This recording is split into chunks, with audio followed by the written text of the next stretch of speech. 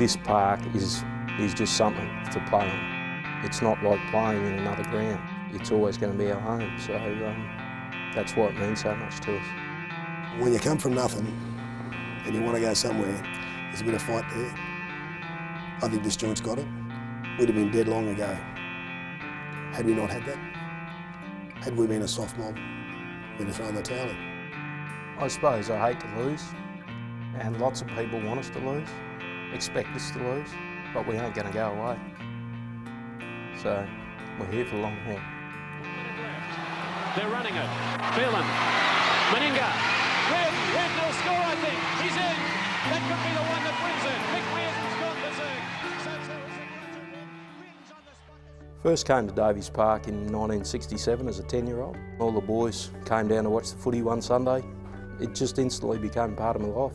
My early memories were trying to find a spot where I could see the game, and it was impossible, so all the kids used to sit on the inside of the fence to be able to get a view because everywhere else was packed. Whenever there was a big game here at Davies Park, I was here. I knew this place back to front. I knew the riverfront. We were spending half our time down along the river and on the jetty, and probably mostly we were on the field in between games and at half time just playing footy. You've got to make your own fun when you come from the poor end of town. In the bush, you know, I mean, it was only cricket and rugby league, and if you had a quid, you probably had a tennis court, you know, but the southern end of town's always been for the battler. I didn't fit in straight away, no, they made me coach pretty quickly, and so I had a bit of trouble fitting in. I tried to play and coach, but I couldn't do that very successfully. I decided rather than drop myself, I'd retire. So I retired halfway through the season. I don't think anybody missed me as a player. I put my heart and soul every week in playing for this club, and I know a lot of other people do. You know, everyone should be, and it definitely does. It makes you want to be a better player, a better person. I mean, I was like any young kid. I got a good initiation here, you know. I met up with, like Greg Vievers was the first guy, and he gave me the nickname Chicken George because of my fetish for eating chicken. I wanted to play 100 games and that was it for me. Something about the place got into my blood and I just stayed. The Queensland side and the State of Origin side looked great to have, but captaining South was probably up there as being my best moment. And leading them out will be Bruce Haskell, their skipper. Yes, Bruce Haskell, captain of the Magpies.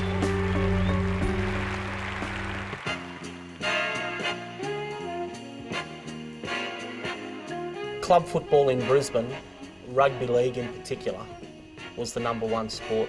A lot of people don't realise that Davies Park, being the headquarters, that's where all the big games of rugby union and rugby league were played.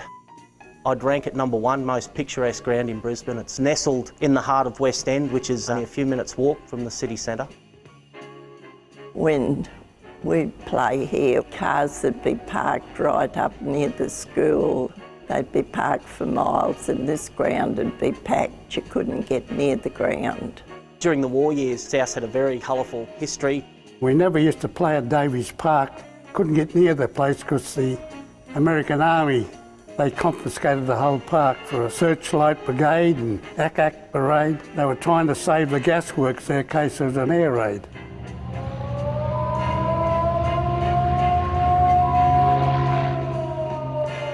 South have always had that knack to be able to adapt and survive. It didn't take long for the administrators to come up with a solution. That's okay, we'll just move up to Musgrave Park. So they rigged up some Hessian showers in the trees. We trained down there under carbine lights, and when the ball hit a carbine light, they explode. There was shrapnel everywhere and blokes diving everywhere, and plenty of language. Look, it wasn't the most glamorous place to live back then. Tough streets, you know, and you learnt the hard way. I can remember the time when I come down here as a kid and there was fights everywhere. I used to climb the goalpost. They were a pretty wild mob. They chased the blokes down the river and they swim the river to get away from them. Pretty well every sport you can imagine's been played here. Rugby league, rugby union, they've had basketball, had a swimming pool, speedway. The Yanks used to play their gridiron and we used to beat them every time. They couldn't imagine how we could beat them playing their national game. Back in those early days, I mean, this was really the focal point to the locals in this little area of West End. Davies Park was really part of their life, you know, I mean, to come down here and watch football, I mean. It wasn't hard to get drawn into, I guess, the local rugby league landscape. Crowds of 20,000 there every Sunday. Rugby league was the only big show in Brisbane.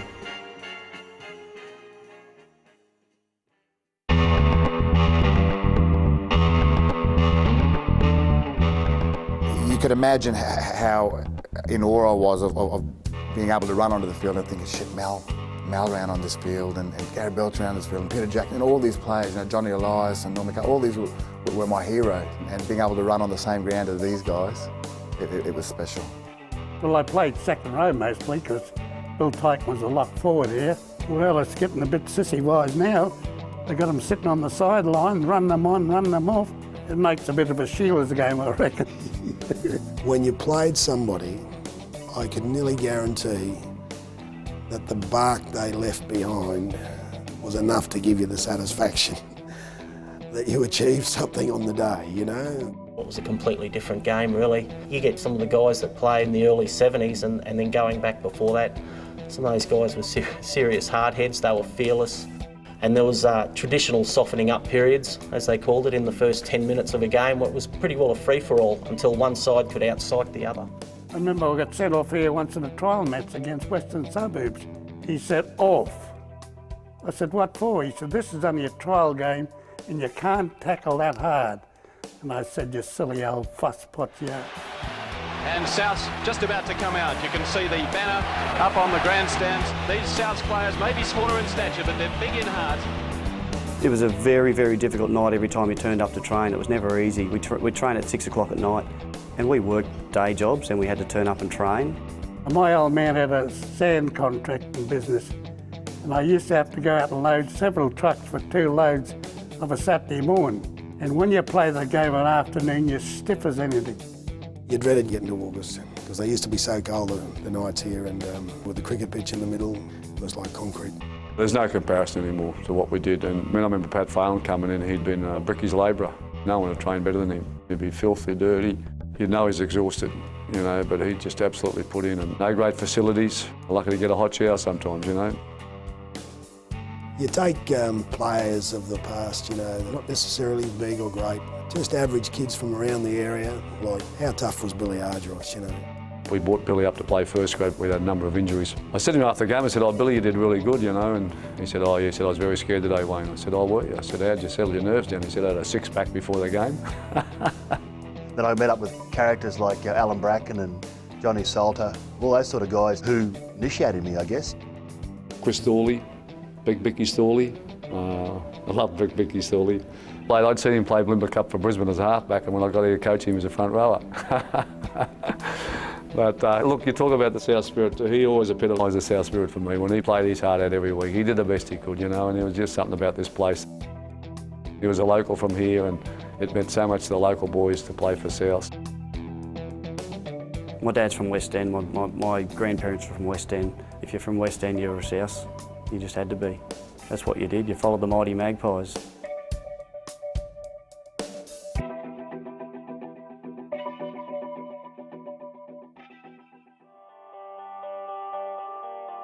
There was a lot of different community aspects here. There was Lebanese, there was Greeks, there was Italians, but the one thing that held the community together was the football club down the road. So we all felt the affinity to Davies Park. It was the first club built in Brisbane, and it was the most successful club in the late 60s and early 70s. It hasn't changed a great deal, believe me. And so it has strong memories for me. Yeah. We play a game out here at Davies Park on a Sunday afternoon, and we come up here and celebrate afterwards, whether win or loss, and you know, get blind up here, you know, and have a fantastic time. We had the only nightclub in the city on Sunday nights here in Brisbane, and this place used to rock back in those early days, you know. We'd have all the people from all over Brisbane here, you know. We're dancing on tables, the music's pumping, having a few beers. It was packed. I think it was the in spot. The first year, probably they taught me how to drink and not drive. And the Army had a shed here. We used that as a clubhouse for years and years. We had plenty of merry times in it, I can assure you. It was a meeting place for people to come and see their team play, but just, you know, just to meet. You know, that gives you some sort of community spirit. With our community spirit, I think, you know, we're all in a bit of trouble, aren't we? That's what this is about. That's what this community, this park is about, that it brought all those people with something in common. They mightn't have been able to speak the same language. They mightn't, come from different background and different cultures. But at the end of the day, we all had something in common, and this is it. There's nothing flashy about South, but there's nothing flashy about us. We weren't full of ourselves either, So I remember Mel had the opportunity to play for South or go and play for St George. He finished up coming playing for South because all his mates were coming over here. Everybody felt comfortable here. Everyone felt at home. You follow the leaders, like what your mates do. We play with South, C grade, then they all join the surf club, the Surfers Paradise, and you go down to the surf club. So you follow each other's company, and this is the way you fulfil your life. We looked after each other. We go celebrate somewhere, we go together as a group, and when you see someone that might be getting in trouble, we sort of pull them into line a bit. And that was part of my upbringing, all the senior players at the club, they were good leaders and put in the line if you got into trouble. I'm in a different world now, and I miss this world because it was what it was about. It was about a club, and the club was everybody, whether you were playing first grade or third grade.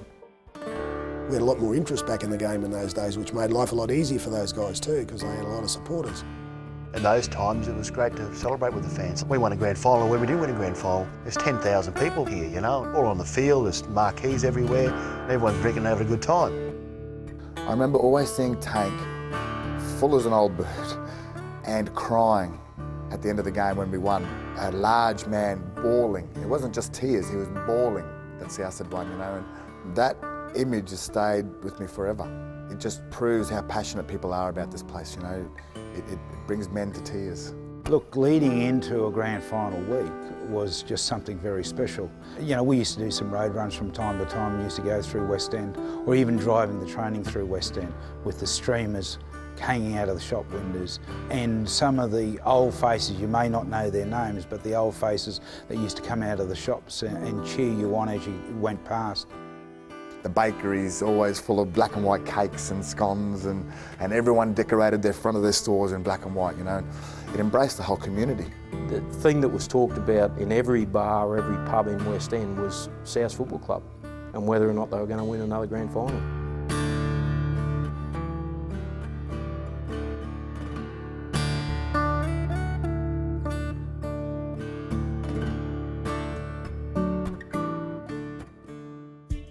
In 1981, up against Redcliffe, I was off the bench. The feeling around that game was as much hope as it was desperation. They just absolutely needed it.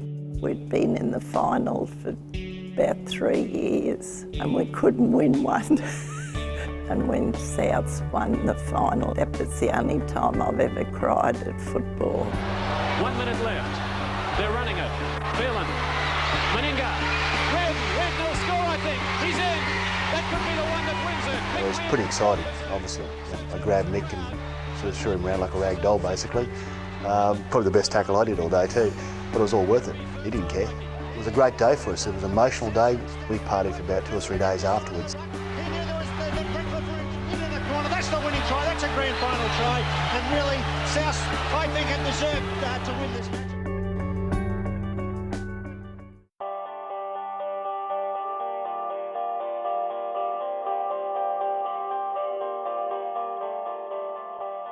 The game was still able to survive on chook raffles at pubs and raffles around the clubs, but the writing was on the wall by the early 70s that clubs had to start looking elsewhere. In the mid-70s, we were in crisis as far as money went.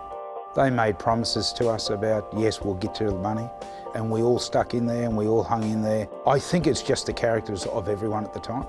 Just said, yes, South will survive. Really, they were playing for their club, for their families. They were playing for the jersey on their back and the glory of what winning rugby league games could bring. By 1976, 1977, the league had already identified that their crowd numbers were dropping off. The clubs realised they had to start restructuring and doing things slightly different. When we first brought Wayne back to take over from Bob McCarthy, I wasn't very open with Wayne, and he could sense there was something wrong with me. And he said, "You're not going to tell me we're broke again, are you?" And I said, "Yeah, we haven't got any money, Wayne." He said, "All right, well, we'll just have to work out some innovative ways to make this happen." In our era, the mouse races were the big thing. I mean, we got big crowds. There'd be lots of money And everyone would be cheering these bloody mice racing down these little things that Gary's dad had built, you know.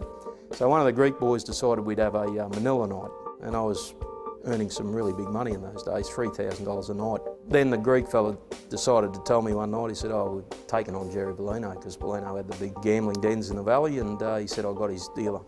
I said, mate, that's the most ridiculous move you've ever made in your life. About 3 o'clock in the morning, two big guys pull up in the car. Who's running the game? I am, come with us. Walked me down the jetty down here and said, play again next week, you're in the river. So that was the end of that money-making venture. This place should have shut down years ago, and every year there'd be another reason to add to the list to shut it down. South was a dirty word. A lot of people didn't like a lot about South. We weren't supposed to be winning competitions. We didn't have any money. None of our administrators were running the game at the top level. The crowd numbers continued to drop off through the 80s. The emergence of the Broncos in 1988 was just that moment when things had to change. Money spoiled all sport, I don't care what you say.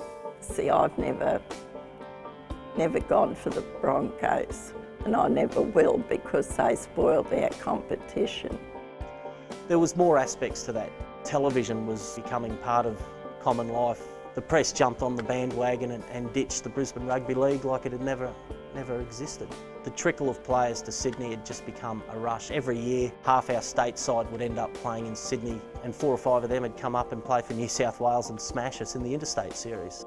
It was tough. I never wanted to leave. I never wanted to play for South. I wanted to play for South in first grade, and I did that, and then I wanted to play representative football, and I couldn't do it from here. It was just so difficult to finally realise that I had to leave. You still weren't considered up there in the top echelon of players unless you played Sydney. I went down there, and I can rest assured that the standard wasn't that much higher. Money can buy you any player you like, whereas with us, we've got to try and grow that player and want that player to stay at the club. What we lack in funds, what we lack in facilities, and what we lacked in quality players that we make up for in other areas. We can teach these people good life skills along the way. The off-field dramas that we seem to be seeing with all the elite players, they're missing out on learning what limits are. They're being thrown a lot of money and living in a fantasy world from the age of about 15. I think the most I got was £25 once. So I said, listen, boy, this will buy 3 5-gallon kegs, and that's where I spent it. The players just played for love. If Wayne Bennett said something to me, or Tony Tester said something to me, or Bruce Astle said something to me, I'd take it on board. I know they mean it, they care about me, and there's a certain honesty about it. If you did the wrong thing by your team and you let your team down in some way, you didn't make the team. And that's all I ever wanted to do, was play in the team and not let my mates down. This grade of football has taught me to be a lot more professional. You need to come through the grades and do the hard yards. Knowing that a club doesn't have a lot of money, but you know, you're here because you want to be here. I play here because I want to play here. South has given me a lot, so I want to give it back to them.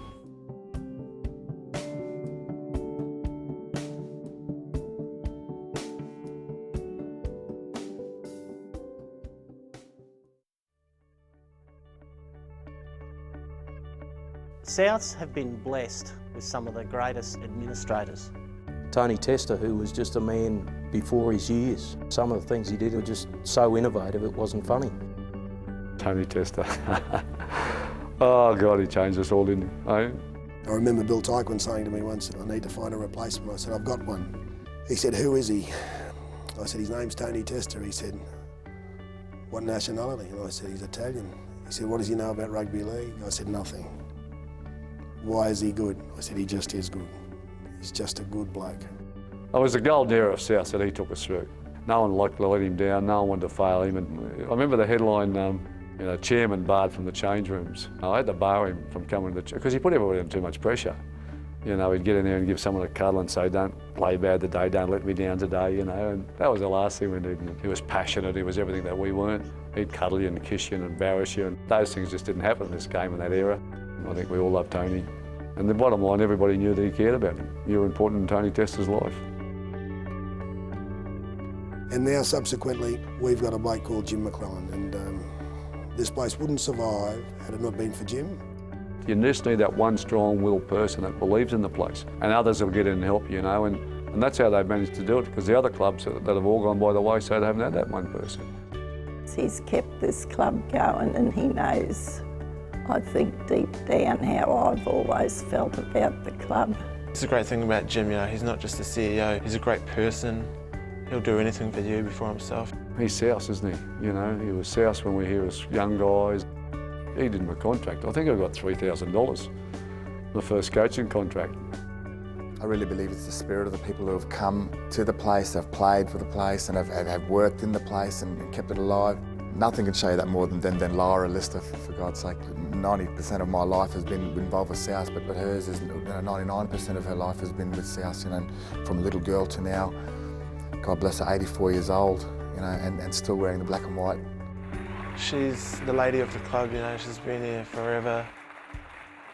You can just tell when she talks, you know, she just talks with, you know, that same word, passion. I've always wanted to give to the football club because I knew they needed it. So thank you very much for all your applause. 34 years I did in the canteen. Jimmy's always said to me, you've done your job for South. He treats me like a queen now every time I go to a game. But it's kind of nice to be respected and thought about.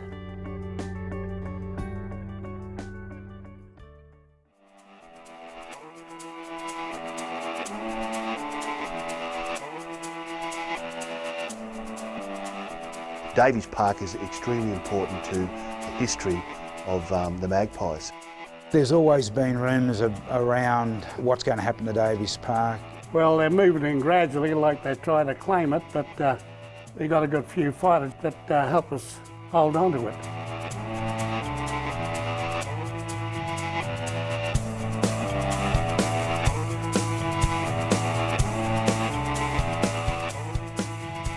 We put it to them whether they'd rather play that game at Logan or play it at the home of the Magpies at Davies. The vote went 14-4 to play it at Davies. Yeah, when you run out of those sheds, the song's written up there and the big magpie in the shed, you know, you look at it and when you do run out, you sort of feel it and you get this aura over you, comes over your body and yeah, we just sort of transcend into that feeling. The first semi-final in a long time, we wanted to be where we came from. 7 of those kids flew in from Canberra this year. Didn't know a thing about Davies Park, didn't know a thing about South. But I think over the year, they've come to appreciate exactly what the club has meant to so many for so many years. It just showed that the spirit that's within this club that everyone keeps talking about was there because it captured those guys. Q Cup is a really good stepping stone for young kids these days. I think it's the second best competition in Australia, definitely. This competition is where your NRLs and your New South Wales Rugby Leagues have grown from. We're talking about a club that started the game in Australia and in this state. If you come and watch South or any Queensland Cup side, you're not sitting in a seat miles away, you're right in the mix. To hear the collisions, to hear the players calling plays, it looks 3 times the pace as what it does on TV. That's because you're there and you're part of it and you can't help but be drawn into the game. Those old days of footy afternoons with your mates sitting on the hill having a couple of cans of beer and watching your team go around, you can still do it. You don't have to go to a concrete stadium and pay $100 a head. You don't have to do that at Davies Park. It's a family ground.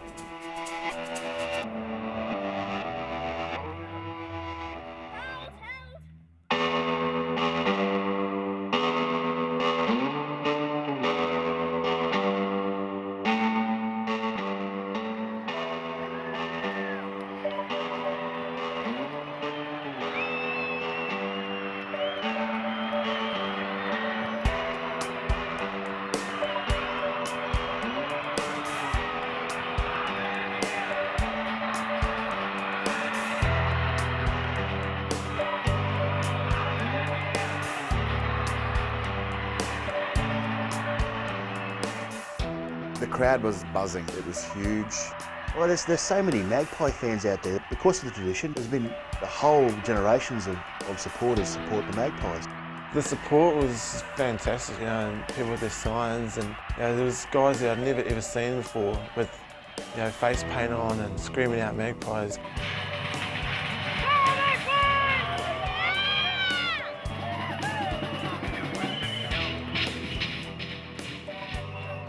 When you actually ran out onto the field and the boys took the field, they went, gee, you know, where did all these people come from?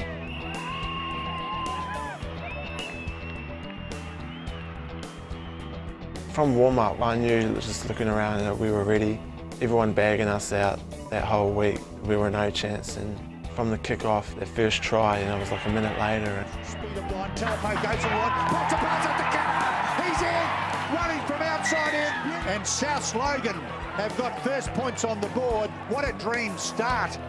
We got off to a flyer. Things were just going to plan and we were all over them. No one ran up to him, but he was brought down, wasn't tripped, no, play on. Certainly ended up intercept this time by Templeman. Matthew Templeman goes for the corner and scores it. Well, what a game it is. I think, you know, not too many would have given South Logan too much of an opportunity. They obviously believe in themselves, and obviously that's come out and shown. We're setting an even market odds. He's bringing it around. Kick this one.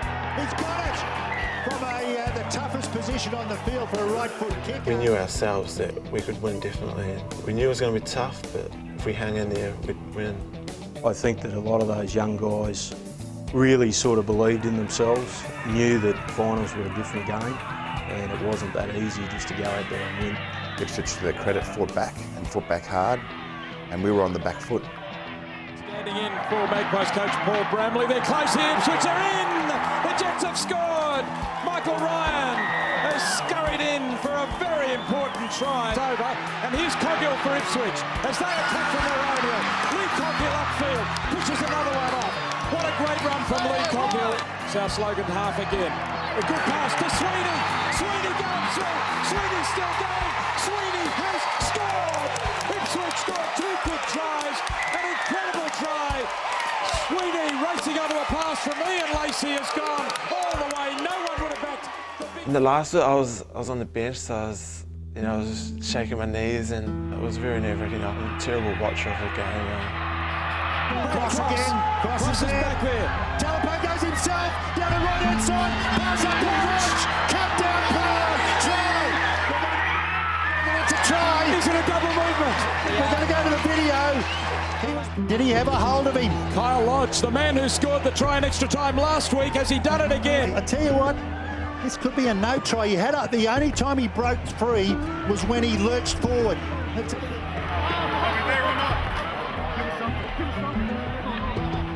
A few things happened during the semi-finals that sort of pointed to destiny, you know, that this was meant to happen, and I think a couple of things happened during the game that showed that this was meant to happen, that we were meant to win the grand final. And didn't have control of him. Oh, here we go. Here comes a huge call. It's going to be a try.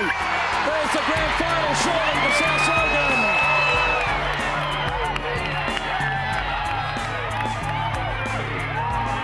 the last time we actually won a grand final, my father took me to that grand final. 23 years later, my father and I at that game, and I've taken my son. And he had the honour of leading the team out as well. That last try, it was just awesome. I wanted to cry. I probably did cry. But the relief, I think, was more for the people who believed in us and hung around. It was more for the likes like Jim, for our supporters, the ones who actually stuck by us even through the hard times, you know. Just from the pride and passion of the whole club, and just sense a lot of relief and overwhelmed. I think it was just a fairly euphoric moment for us. That day it really showed that they had something special, those boys. You didn't know half the people we were hugging. To have them come on and just pick you up, and yeah, it was the best feeling ever. Best feeling ever.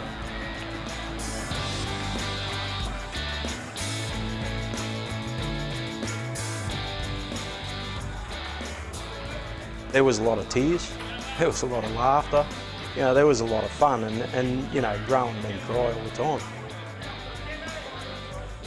South Magpies being one of the inaugural clubs in rugby league in Queensland, actually taking out the 100-year grand final too, it's symbolic, and it's something the club deserves. it was just a special moment, and it's something that anybody who's a part of it or gets the chance to be a part of, you just don't forget it. These guys have written their own chapter in history, and they've etched their names alongside legends of our game.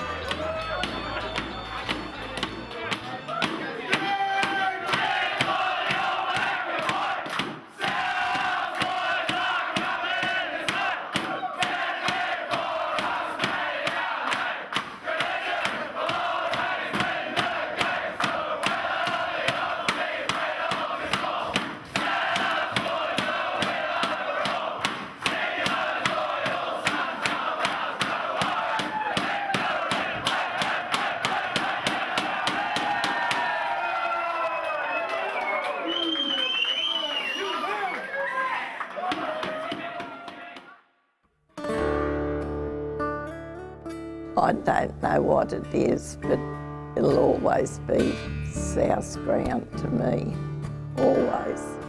This is a spiritual home of South, and there's no doubt about that. It's not a place of eloquent beauty or buildings or shrines to people, right? It's a footy park. This is very earthly here, and I think that's the great magic about it. When you just step out onto that ground, it's something special. And it's special because it's the only ground that's been playing rugby league for 100 years, and it's still playing rugby league. It stood the test of time. NRL is what everyone strives for. Everyone's got their past. Club footy was where we start. It means a lot. I'll never forget South if I ever make it, you know. I hope that 100 years of history in one place just doesn't go to waste, and now's our chance to build our history back up and let it be known to everyone in the future.